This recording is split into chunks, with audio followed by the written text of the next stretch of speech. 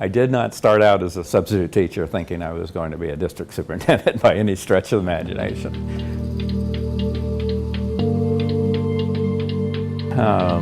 My father joined the Army when I was about 4½. And so at a young age of 4½ years old, my mother and sister and I took a troop ship to Germany to join my dad in Hanau, Germany, where I went to kindergarten and most of first grade in Hanau. I remember German in the backyard would give my sister and I strawberries through the fence, those kinds of things. I went to ROTC, received my commission, got my orders, and looked at it, and I was ecstatic because it was to Germany. And so I made the trip over, and I was assigned to the artillery unit in Baumholder, Germany. The war ended, Army started drawing down. I took what they called a European out in those days. I started substituting and coaching at Baumholder High School. It was just blind luck in some ways that I was fortunate enough to have the qualifications for a vacancy they needed at Baumholder High School.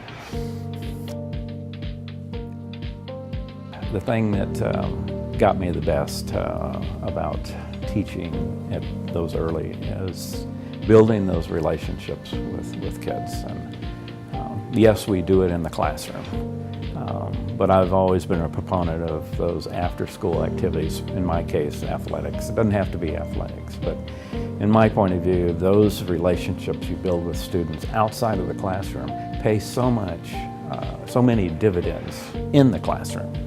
You know, as you go along, you look at, reflect on what you're doing, you reflect on your career, and you set some goals where you'd like to go. And those goals, as you go along, hopefully continue to stretch yourself.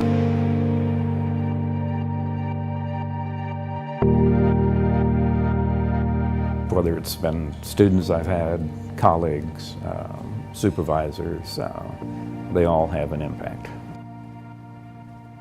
I just learned so many things about how to relate to people, how to be empathetic with them, and yet have high expectations. Sure, the places you'll think about, you've seen, and had the opportunity to live in or visit, but those automatically, have those flashes about, well, who were the people that were there? Who were the people that you built those relationships with, and continue to keep those relationships throughout your life. I really think that you've probably heard through this whole little interview a common thread of building relationships, and that's the secret. It really is.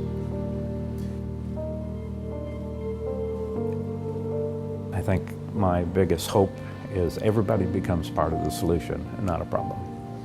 And it's the idea of teamwork, everybody contributing to the best of their ability. Whatever you can do, figure out a way to say yes.